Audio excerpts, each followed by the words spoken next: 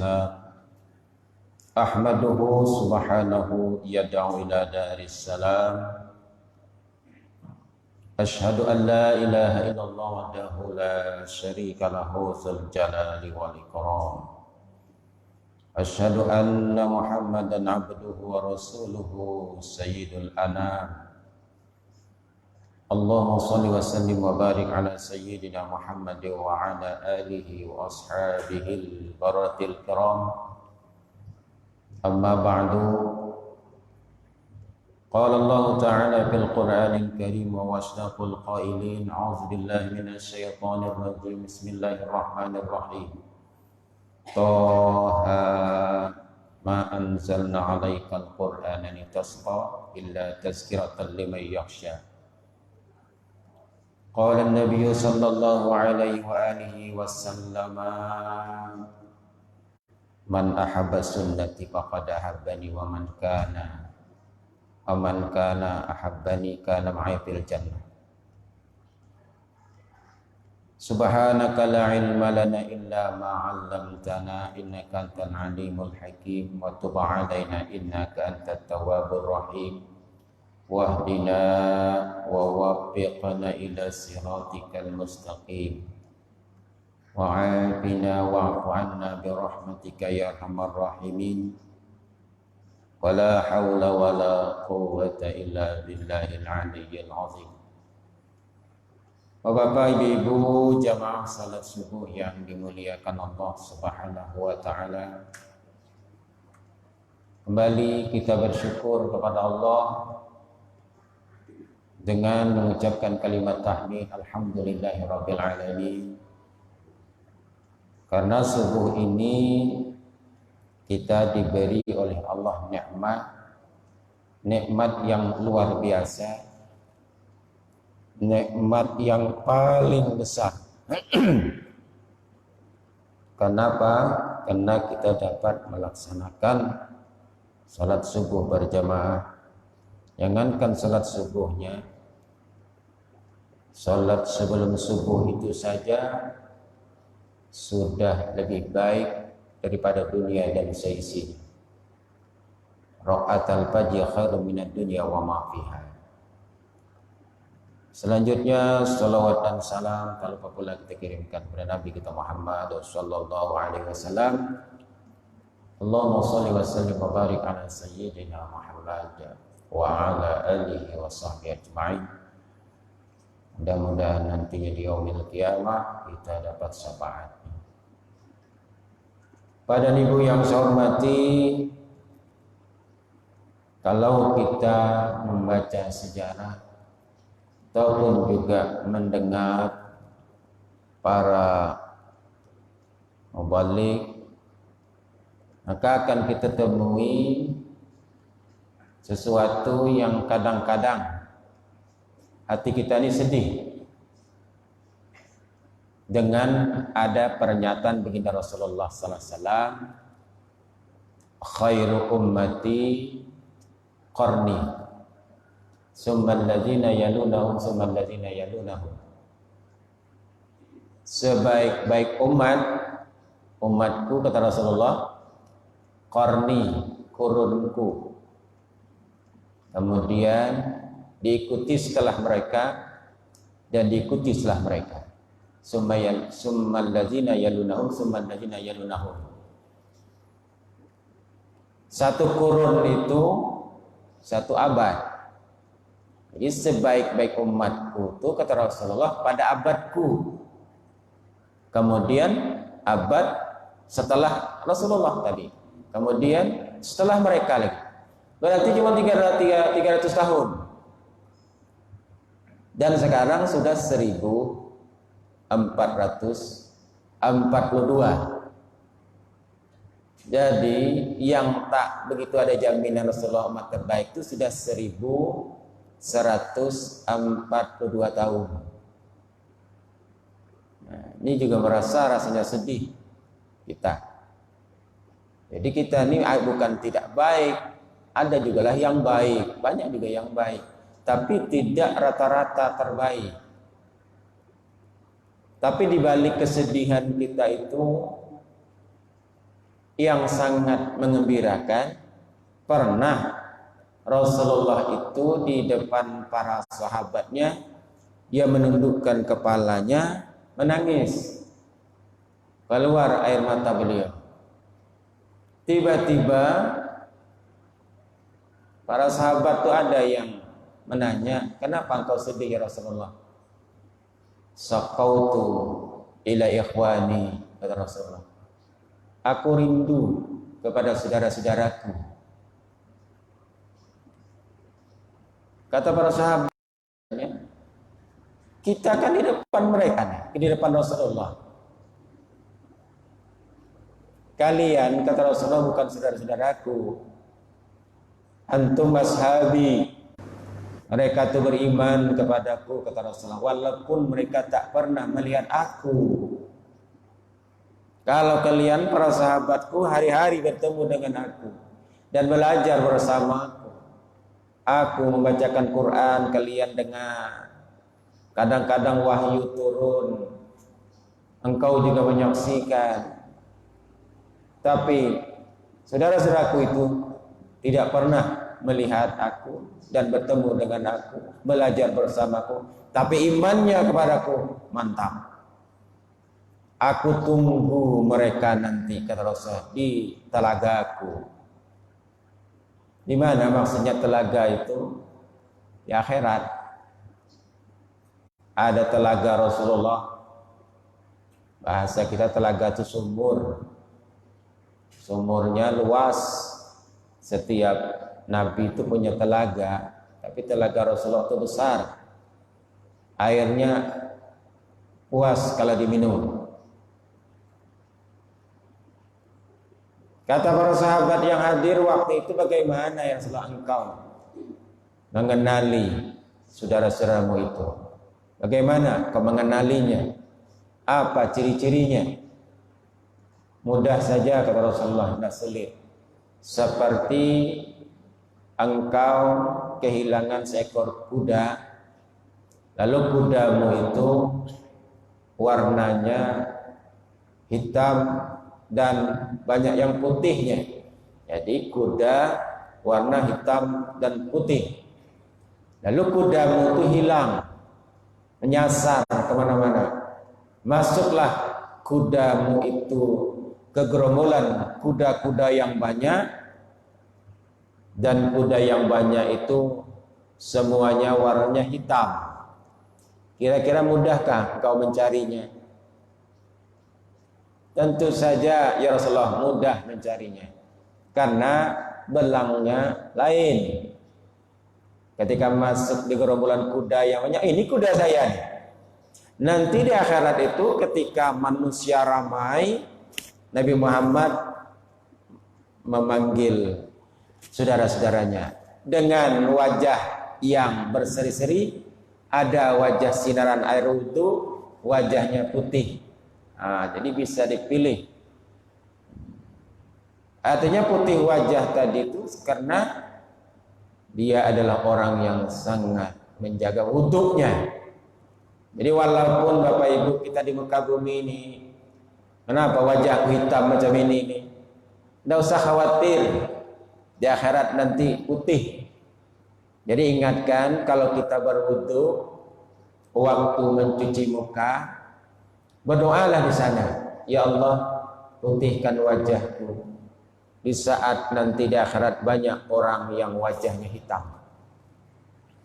Allahumma bayyid wajhi yauma tabayyadu wujuhu wa taswaddu wujuh.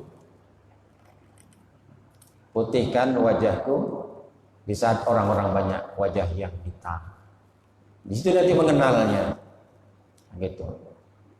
Kemudian lagi yang menyenangkan kita adalah Nabi pernah bersabda, kullu ummati yadkhulunal jannah. Jadi walaupun tadi Nabi mengatakan umat terbaik itu adalah masanya dulu, tapi juga Nabi memberikan kenyamanan kepada kita, semua umatku masuk surga. Illa man aba, kecuali yang enggan, kecuali yang tak mau. Ya kata para sahabat, wa may aba ya Rasulullah. Siapa yang tidak mau ya Rasulullah? Yang durhaka kepadaku. Bapak Ibu yang saya hormati, yang taat kepadaku tidak masuk surga. Pertanyaannya sekarang, benarkah kita ini sudah mengerjakan sunnahnya Rasulullah Sallallahu Alaihi Wasallam? Kalau menyatakan diri kita ini ada orang yang taat, patuh kepada Rasulullah, apa sudahkah kita kerjakan? Itu yang kita tanyakan. Apakah kita dimasuk termasuk orang yang durhaka juga? Kita tanyakan diri kita. Karena sunnah Rasulullah itu banyak sekali. Katakan saja misalnya setiap malam beliau salat tahajud. Udahkah kita kerjakan? Setiap hari Rasulullah salatnya berjamaah terus. Setiap hari Rasulullah baca Quran banyak. Setiap hari Rasulullah bersedekah. Setiap hari Rasulullah salat duha. Setiap hari Rasulullah menjaga wudunya. Setiap hari Rasulullah beristighfar. Jangankan yang lainnya, yang ini saja apa sudah kita lakukan semua? Saya sendiri menyatakan belum. Apa yang membuat kita juga senang? Karena Rasulullah pernah menyampaikan, wa ma amartukum bihi fa'tu minhu mastata'tum. Wa ma amartukum bihi fa'tu minhu. Apa-apa yang aku perintahkan kepada kalian, kata Rasulullah, fa'tu minhu, kerjakanlah dia. Kerjakan yang kusampaikan, yang kusuruh. Mastata'tum. Apa-apa yang kamu mampu. Nah, inilah yang agak menyenangkan kita nih. Apa yang kita kuat, mampu. Jadi kalau umpamanya Nabi salat malamnya itu lama, dapat 2 rakaat, 4 rakaat, kita lakukan. Berapa kita sanggupnya? Nah, gini. Para ibu yang saya hormati, begitulah cintanya Rasulullah kepada umatnya. Walaupun engkau hanya sanggup apa saja yang sunnahku kerjakanlah. Saking sayangnya Rasulullah kepada umat, ketika nyawanya mau dicabut, beginikah sakitnya sakaratul maut wahai malaikat Israel? Ya beginilah. Kalau begini sakitnya sakaratul maut, kata Rasulullah, maka timpakan ajalah sakitnya semuanya kepadaku dan umatku jangan sakit lagi. Begitu cintanya Rasulullah kepada kita. Lalu bagaimana cinta kita kepada Rasulullah Sallallahu Alaihi Wasallam? Pada ibu yang saya hormati, kalaupun tak dapat kita mengikuti misalnya nih, bagaimana sunnah Rasulullah, mudah-mudahan kita dapat mengikuti langkah-langkah karakter para sahabat. Nah, sahabat yang utama itulah Abu Bakar Siddiq. Bagaimana hormatnya Abu Bakar Siddiq kepada Rasulullah? Di mimbar Rasulullah itu ada 3 tangga. Ini tangga 1, tangga 2, tangga 3. Nabi Muhammad itu kalau dia berkhutbah di tangga yang ketiga. Setelah Abu Bakar Siddiq menjadi khalifah, tidak berani Abu Bakar itu naik ke tangga 3 itu untuk khutbah. Dia di tangga yang 2. Kenapa? Menghormati Rasulullah Sallallahu Alaihi Wasallam. Luar biasa. Ketika nanti Abu Bakar tidak lagi jadi khalifah dipimpin Umar bin Khattab, Umar bin Khattab tidak berani naik mimbar yang kedua. Mimbar pertama dia ini adalah Abu Bakar Siddiq. Begitu hormatnya. Para ibu yang saya hormati, kita sudah mengenal sebagian bagaimana karakter Abu Bakar Siddiq. Masih ada sedikit lagi yang saya ingin sampaikan. Bahwa Abu Bakar Siddiq itu orang yang luar biasa dermawannya. Mungkin memang tidak pernah ada lagi orang seperti dia. Suatu hari Nabi mengumpulkan para sahabat akan melawan orang Romawi, perang Tabuk, yang waktu itu jumlah musuh sangat besar, 40.000 banyaknya. Ini perang yang terbesar selama masa Nabi itu, perang Tabuk. Nabi Muhammad menyiapkan 30.000 pasukan. Karena saat itu umat Islam dalam keadaan fakir, miskin, Nabi Muhammad mengumpulkan para pejuang perang supaya untuk menginfakkan sebagian hartanya karena perjalanan jauh. Perang itu terjadi di Tabuk.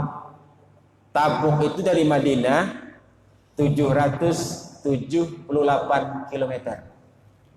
Jauh. Kalau dari Tembilahan ke Pekanbaru 300 kilo misalnya, berarti balik lagi ke Tembilahan baru 600. Sementara dari Madinah ke Tabuk itu 778 kilo. Letaknya antara Mekah dengan negeri Syam. Dan untuk ke sana sulitnya luar biasa. Saking susahnya umat Islam, 1 ekor unta itu untuk 10 orang bergantian menuju ke Tabuk itu. Waktu Nabi mengumpulkan para sahabat, siapa yang ingin berinfak untuk pembiayaan perang ini? Saat itulah Abu Bakar Siddiq menghabiskan seluruh hartanya untuk di jalan Allah ini. Habis, tidak ada lagi tersisa. Lalu kalau kita bolehkah seperti itu? Ngasihkan harta semuanya habis, tidak ada tinggal lagi. Kalau orangnya seperti Abu Bakar, silahkan, boleh. Kenapa? Sebab karena Abu Bakar ahli di bidang perdagangan. Setelah dia berikan nanti uang semua, nanti dia bisa mencari lagi. Karena ahli di bidang perdagangan. Tetapi kalau orang model kita, sulit.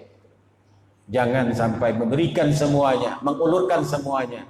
Nanti engkau bisa celaka, bisa jatuh binasa. Jadi Abu Bakar itu ahli di bidang perdagangan. Tapi jangan perdagangan seperti, tidak akan terbayang oleh kita perdagangan seperti sekarang ini. Sekarang hati-hati Pak, Bu, ikuti perdagangan. Ada sekarang namanya monkey business. Monkey business itu atau dirty business, bisnis kotor. Hati-hati jangan terpancing kita. Ada yang namanya investasi itu, hati-hati betul. Kenapa ada monkey business? Yang saya ceritakan. Dulu monkey itu kan monyet. Jadi bisnis monyet. Mungkin bahasa kitanya warik. Di daerah itu banyak betul warik, banyak betul monkey. Adalah orang kaya di situ. Apa dia bilang? Ini monyet-monyet ini sangat merusak tanaman dan banyak jumlahnya. Tangkapi, kata orang kaya. Nanti aku membelinya 50.000 1 ekor. Apalagi orang nangkapi, nangkap, jual. Setelah monyet tadi sudah mulai langka, habis, dinaikkannya harga 100.000 1 ekor. Makin banyak orang mencarinya. Sudah hampir langka betul lagi, dinaikkannya 150.000 1 ekor. Sampai kemana-mana orang mencarinya. Dimasukkannya lah ke dalam tempat sangkar yang luas, banyak di dalam tuh. Pak kata masyarakat di situ, waduh, bapak ini betul-betul nolong kita. Ini hati-hati. Setelah monyet sudah hampir tidak ada lagi langka, apa dia bilang? Siapa yang jual monyet kepadaku, akan kubeli 500.000 1 ekor, 500.000 1 ekor. Nah, setelah dia banyak dapat monyet tadi, bosnya yang membeli ini berangkatlah, menghilang. Jadi ditunggulah di situ oleh asistennya, anak buahnya. Kata anak buahnya, ini mumpung bosku tidak ada, beli saja Monyetnya aku jual secara diam-diam, kalian beli 350.000 satu ekor. Nanti pas bos itu datang, kalian jual kepadanya 500.000, kan untung satu ekor 150.000. Maka masyarakat waktu itu ada yang menjual emas, menjual tanah, semuanya enggak beli tuh, berebutan membeli nih, nanti banyak untung nih. Inilah investasi itu, hati-hati. Jadi habis dijual, bosnya tidak datang-datang. Yang anak buahnya menjual pun lari semua. Berapa untungnya? Inilah sekarang bisnis yang berbahaya. Kan kemarin banyak tuh investasi. Nah, ada yang jual emas, masukkan ini, masukkan ini. Pertama begini-begini, diceritakan begini-begini. Padahal mana ada orang dagang dapat untung. Itu bukan perdagangannya para sahabat. Hati-hati. Ada kelas seminar ini dan seminar itu macam-macam. Makanya MUI mengatakan itu tidak boleh, haram hukumnya yang seperti itu. Hati-hati kita. Pada Nabi yang saya hormati, bukan seperti Abu Bakar tadi dagangan bagus. Pada Ibu yang saya hormati, itu sekilas tentang Abu Bakar Siddiq. Kemudian kita masuk kepada sahabat Nabi. Kalau tak dapat kita meniru karakternya Abu Bakar Siddiq, mungkin karakternya Umar bin Khattab. Umar bin Khattab sebelum masuk Islam di Mekah, itu dia sangat membenci kepada Islam. Asal ada orang masuk Islam, hati diganggunya, sakitinya. Itu karakternya sebelum Islam. Dan ada dua orang yang suka mengganggu, yang jagau di Mekah waktu itu. Terkenal jagaunya Abu Jahal dengan Umar bin Khattab. Abu Jahal itu namanya Umar bin Hisam, sedangkan satu Umar bin Khattab. Mengganggu dia kerjanya. Sampai-sampai Nabi berdoa kepada Allah, ya Allah, muliakanlah Islam ini kepada Umar, ini dua orang Umar ini. Kalaupun tak kedua-duanya, satu baranglah. Allahumma aizal Islam bi Umarain. Ya Allah, muliakan Islam kepada kedua Umar ini. Alhamdulillah, Umar bin Khattab masuk Islam. Umar bin Hisam tidak. Itulah dia Abu Jahal. Mereka ini sama kuatnya dan beraninya. Kalau ke pasar, Abu Jahal naik di atas unta, itu pedangnya ujungnya sampai ke tanah, panjang pedangnya. Umar bin Khattab melihat, oh kawanku luar biasa. Kalau Umar bin Khattab pula naik ke atas unta, sampai pedangnya pula terseret ke tanah. Oh kawanku. Dan tidak pernah bentrok lagi. Dan tak pernah duel, tak pernah berkelahi. Masing-masing menjaga menjaga diri, tidak pernah bentrok berdua. Kenapa Umar masuk Islam? Rupanya Allah berikan hidayah lewat mendengar bacaan ayat Quran. Suatu saat melihat umat Islam semakin banyak, Umar bin Khattab marah kepada Rasulullah sallallahu alaihi wasallam. Dia tahu Nabi Muhammad berkumpul di Darul Arqam. Dia bawa pedang yang sudah tajam, akan membunuh Nabi Muhammad sallallahu alaihi wasallam. Pergi ke sana, tapi di tengah jalan belum lagi sampai ke rumahnya Rasulullah bersama para sahabat di situ Darul Arqam. Di jalan ketemu seseorang, Umar, engkau nampaknya bengis, marah, mau kemana engkau? Tuh ke sana, aku akan bunuh Muhammad itu. Kenapa? Ya, dia melecehkan Tuhan-Tuhan kita, Lata, Uzza, Manat, Hubal, Cipti, Tohut. Nama Tuhan ini macam-macam. Jadi mendengar itu, Kata orang yang di jalan tadi itu namanya Nuaim. Kata Nuaim, kau salah Umar kalau kau membunuh Nabi Muhammad itu. Adikmu saja sekarang Fatimah binti Khattab bersama suaminya Sa'id bin Zaid, kedua-duanya sudah mengikut Nabi Muhammad tuh, sudah mengikut Muhammad, dia sudah masuk Islam. Balik dia ke rumah, tak jadi menjumpai Muhammad. Dia tuju tempat adiknya tuh. Rupanya adiknya sedang baca Quran, diajari oleh Habbab bin Arud. Habbab bin Arud ini mengajarkan mengaji. Umar bin Khattab datang ke situ, ketuk pintu, langsung masuk. Siapa di luar? Umar. Yang mengajari tadi Habbab bin Arud langsung masuk ke kamar, diam diri. Apa yang kalian baca tadi? Rupanya diam-diam kalian masuk agama Muhammad. Dipukulnya adiknya Fatimah tuh, berdarah.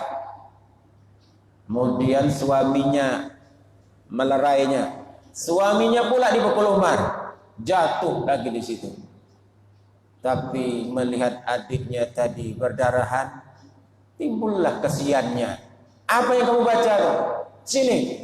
Waktu itu kan Quran masih suhuf, lembaran-lembaran. Ini tidak boleh dibaca oleh orang seperti engkau, kata Fatimah. Kalau kau mau baca ini, masih suci dulu. Engkau mandi dulu. Nah disinilah awalnya. Mau aja dia mengikuti kata-kata adiknya tadi, karena melihat adiknya berdarahan, kasihan juga, mandi. Diambilnya, dibacanya. Ini dibaca surah Toha. Toha ma anzalna 'alaikal qur'ana litasqa illa tazkiratan liman yakhsha. Sampai ayat yang ke-8 nih, kata sejarah. Ada yang mengatakan sampai ayat yang ke-12, macam-macam sejarah. Ayat yang ke-8 itu bunyinya Allahu la ilaha illahu lahu asmaul husna. Terdiam Umar. Ini bukan karangan manusia. Toha. Toha itu siapa? Toha itu nama Nabi Muhammad. Yasin nama Nabi Muhammad. Salatullah salamullah ala Toha Rasulillah. Salatullah salamullah ala Yasin Habibillah. Itu Toha itu nama Muhammad. Toha ma anzalna alaikal qur'ana litasqa. Toha, kami turunkan Al-Quran ini bukan untuk membuat susah, kata Allah. Illa tazkiratan liman yasha, melainkan untuk memberi peringatan kepada orang yang takut. Yang dapat diberi peringatan oleh Quran itu orang yang takut. Orang yang wani berani itu tetaplah dia wani. Tapi sampai kepada ayat Allahu la ilaha illahu lahu asmaul husna. Allah, tidak ada Tuhan kecuali Dia, baginya memiliki nama-nama terbaik, asmaul husna. Termenung Umar bin Khattab karena dia paham, dia ahli bahasa Arab, dan Umar itu ahli syair, dan kalau dia bersyair itu selalu dapat juara. Dan dia paham ini bukan buatan manusia, ini luar biasa. Di mana Muhammad? Aku nak cari nih Muhammad.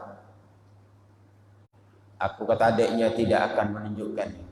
Tapi kali ini aku tidak mengapa-ngapakan Muhammad. Pergilah dia menyebut Muhammad.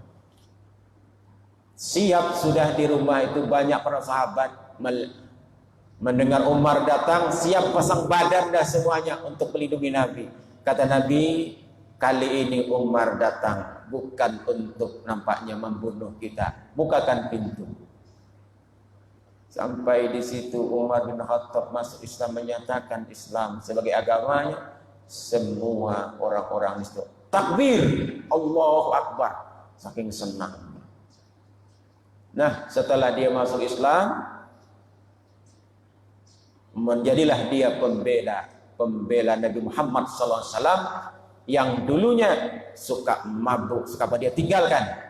Nabi Muhammad memberi dia gelar Al-Faruq. Al-Faruq artinya orang yang benar-benar memisahkan mana yang hak dan mana yang batil. Semenjak itu dia tak mau lagi mengerjakan apa yang pernah dia lakukan sebelumnya. Dia menjadi seorang yang membela Nabi Muhammad sallallahu alaihi wasallam. Ada ibu yang saya hormati, sampailah juga saatnya Nabi pindah ke Madinah. Umar bin Khattab ikut ke Madinah. Orang sembunyi-sembunyi berangkat ke Madinah, malah Umar bin Khattab memberikan pengumuman. Saking tadi beraninya, siapa yang mau istrinya jadi janda, anaknya jadi yatim, maka silahkan tunggu aku di perjalanan. Akan kupisahkan kepalanya dengan lehernya. Berani dia, luar biasa. Sehingga setelah sampailah pindah ke Madinah. Jadi kita pendekkan ceritanya, Umar bin Khattab adalah pengganti Khalifah Abu Bakar As-Siddiq yang lama betul memimpin Islam ini. Berapa tahun? Nah, itu macam-macam sejarah, Pak Bu. Jadi kalau nanti ada ibu bapak membaca sejarah tuh, kok segini lamanya, kok buku ini begini, itulah namanya sejarah. Dalam buku ini saya baca Umar bin Khattab itu memimpin 10 tahun 5 bulan 21 hari. Ada yang mengatakan, buku lain lagi saya baca 10 tahun 72 hari. Tapi dalam buku ini 10 tahun 5 bulan 21 hari. Begitu lamanya Umar bin Khattab memimpin setelah meninggalnya Abu Bakar Siddiq. Nah, dalam kepemimpinan ini patut kita contoh, diantaranya adalah keadilan Umar bin Khattab. Ini mengajarkan kita keadilan, bagaimana adilnya waktu jadi pemimpin. Di antaranya waktu anaknya Umar bin Khattab itu, kalau nggak salah saya 3 anaknya. Pertama Hafsah, kedua Abdullah, yang ketiga Asim. 3 anaknya. Ketika anaknya ini diejek kawan-kawannya lantaran celananya koyak. Masa anak khalifah celana koyak? Kira-kira anak seorang presiden lah, celananya koyak, diejek kawannya. Menangislah anaknya ini. Maka kata Umar bin Khattab, iyalah nak, akan bapak ganti celanamu itu. Saya akan minjam duit dulu. Nah, dengan khazin. Khazin itu bendaharawan negara. Yang diangkatnya bendaharawan negara waktu itu Mu'az bin Jabal. Orang yang sangat adil, sangat takut kepada Allah. Ketika Umar bin Khattab hendak meminjam duit itu, nanti bulan depan aku tak terima gaji lagi, pinjamkan aku uang dulu, aku hendak membelikan celana anakku. Apa kata Mu'az bin Jabal? Umar, boleh kau pinjam uang negara ini, tapi kau cari 3 orang yang bisa menjamin engkau masih hidup bulan depan. Luar biasanya, yang menjamin bahwa engkau sampai bulan depan masih hidup. Kalau tidak kau hutang. Mana ada orang mau mengakui menjamin Umar bin Khattab sampai bulan depan masih hidup? Siapa yang bayari nanti? Akhirnya apa kata bin Khattab pada anaknya, nak, tunggu aja lah nak, bulan depan nak, bapak ketika ada dapat gajian baru bapak belikan. Adilnya luar biasa kepada anak sendiri. Anaknya siapa itu? Anaknya khalifah. Luar biasa. Takut dia memakan duit negara itu. Umar. Keadilan. Satu saat juga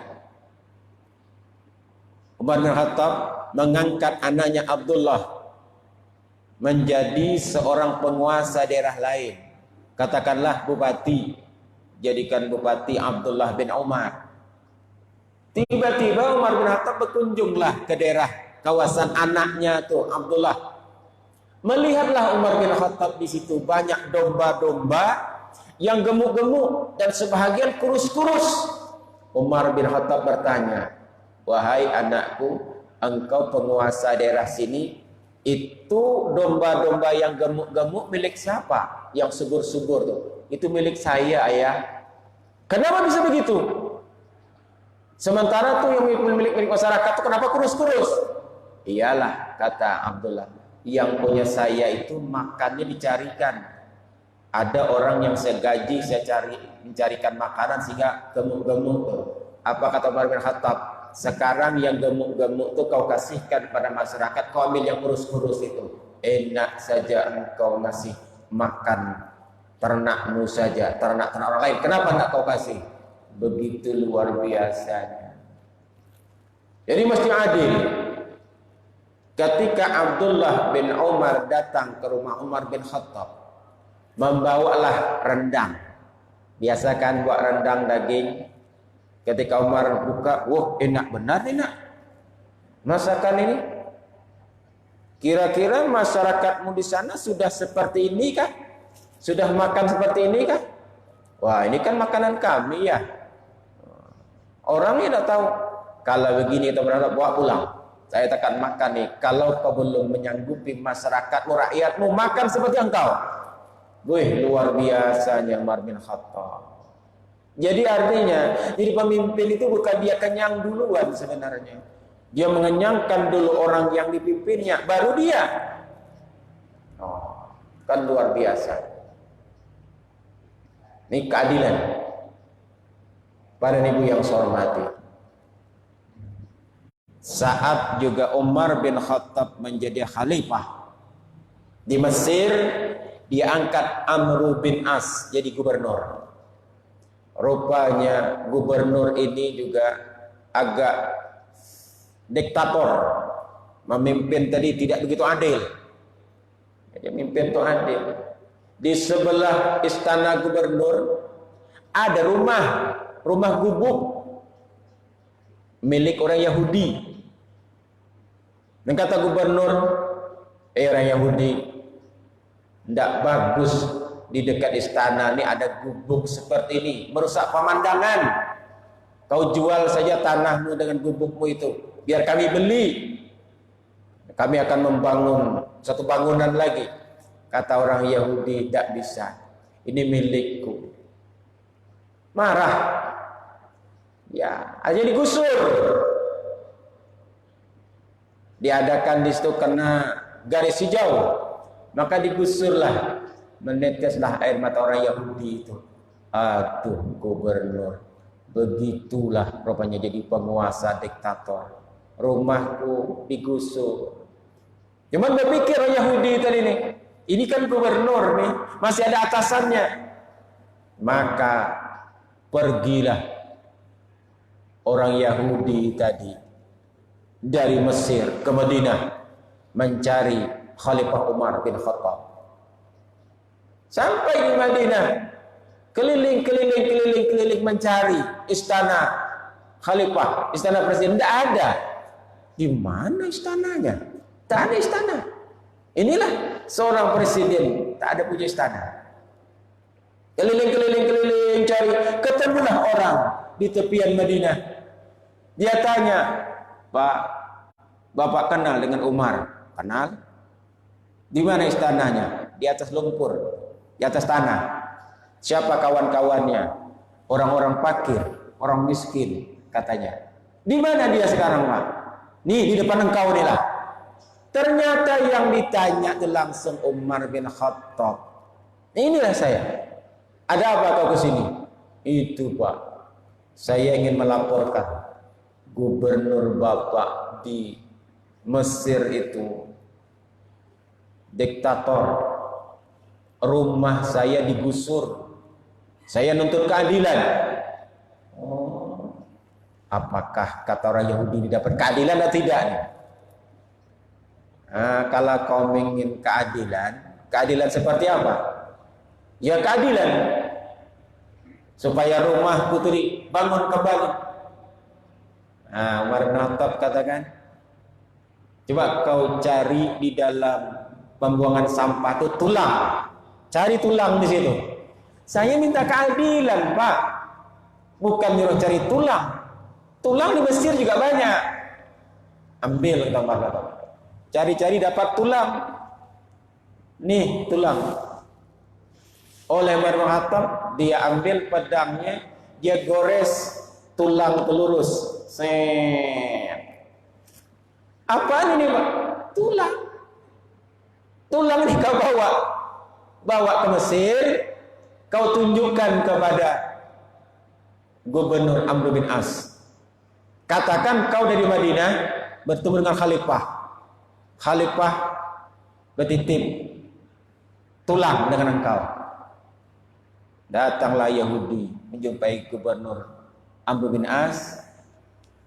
Ini ada titipan Umar bin Khattab, tulang. Dilihat bergaris lurus, keluar keringat. Saking takutnya Amr bin As mendapat tulang. Kamu ini keterlaluan, kata Amr bin As kepada Yahudi. Gara-gara rumahmu kami gusur, kau lapor pada Umar. Akhirnya dia panggillah anak buahnya supaya rumah Yahudi tegakkan kembali. Kenapa? Nasihat pahit dari Umar. Apa maknanya garis lurus? Apabila engkau menjadi seorang penguasa, engkau mesti lurus, adil, jalan tengah. Kalau kau tidak bisa beradil, kau kujadikan seperti tulang ini, maka pedang punlah akan yang memancung engkau. Begitu di sebalik itu interpretasinya, terjemahannya. Maka tegakkan kembali. Begitu adilnya Islam ini, begitu adil. Akhirnya orang Yahudi tadi itu, begitu adilnya Umar bin Khattab. Kalau gitu ya sudahlah, aku pun masuk Islam, kata Yahudi, dan ambillah gubuk, bangunlah. Oh, luar biasa. Ini keadilan. Luar biasa kan? Jadi Umar bin Khattab itu pantas betul. Siapa yang ingin menjadi penguasa, pemimpin, apapun, itu bacalah sejarahnya Umar bin Khattab itu.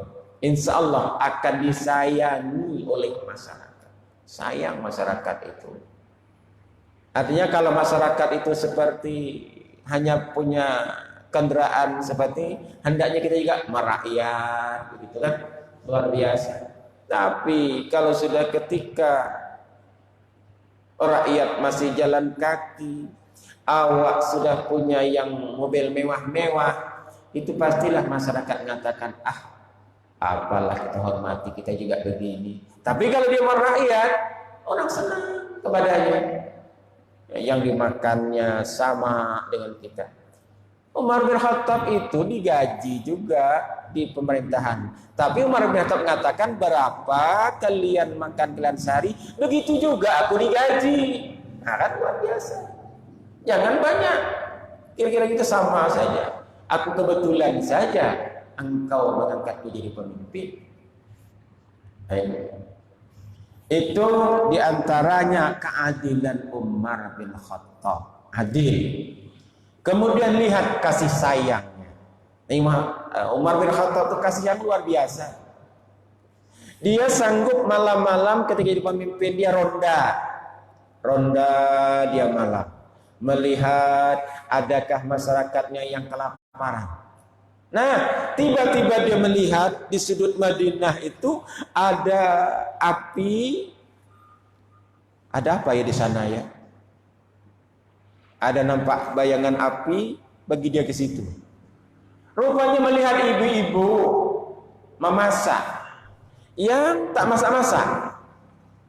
Umar bin Khattab mendekat di situ, anaknya nangis terus. Nangis terus. Bahasa kitanya lapar makan. Kata mamanya, intazir, tunggu. Sebentar lagi masak. Umar bin Khattab ngintip aja tuh. Ngintip aja Umar bin Khattab. Ada apa? Dah tuh nangis lagi anaknya. Nah, Umar bin Khattab dekat langsung. Bu, limaza tabki? Kenapa dia menangis? Anak-anak menangis kenapa? Dia lapar. Lalu, kenapa ibu masak? Ini takkan masak-masak, cuman untuk mengkelabui anak saja, supaya anaknya harap-harap yang dimasak mamanya itu masak. Ternyata ini masak itu batu. Kenapa yang dimasak batu? Takkan mungkin masak. Gitu. Jadi kata Umar bin Khattab, kenapa ibu tidak datang ke Baitul Mal, tempatnya penyimpanan harta? Ibu bisa dapat harta itu. Apa kata ibu tuh? Khalifah kami Umar bin Khattab tuh tidak pernah mengenal kami. Padahal itu dia Umar bin Khattab malam itu. Akhirnya Umar bin Khattab sendiri yang malam itu mengambil gandum dan memikulkan gandum ke situ. Besok bu, kalau habis gandum lagi ibu datang sana minta. Itulah diantara kasih sayang luar biasa. Pada yang saya hormati, waktu kita pun sudah sampai saja cerita kita dulu. Kita semakin mendalami kita para sahabat. Semoga yang disampaikan ini bermanfaat. Terima kasih atas perhatian. Wabillahi taufiq wal hidayah. Assalamualaikum warahmatullahi wabarakatuh. A'udzubillahi minasyaitonir rajim. Bismillahirrahmanirrahim. Alhamdulillahirabbil alamin wassalatu wassalamu ala asyrofil anbiya'i wal mursalin wa ala alihi washabihi ajma'in. Subhana rabbiyal aliyyil a'lal wahhab. Allahumma arinal haqqa haqqan warzuqna ittiba'ahu wa arinal batila batilan warzuqna ijtinabah. Da'wa biya subhanakallahumma wa tahiyyatu biya salam wa akhiru da'wana alhamdulillahi rabbil alamin. Taqabbalallahu minkum minna wa minkum taqabbal ya karim.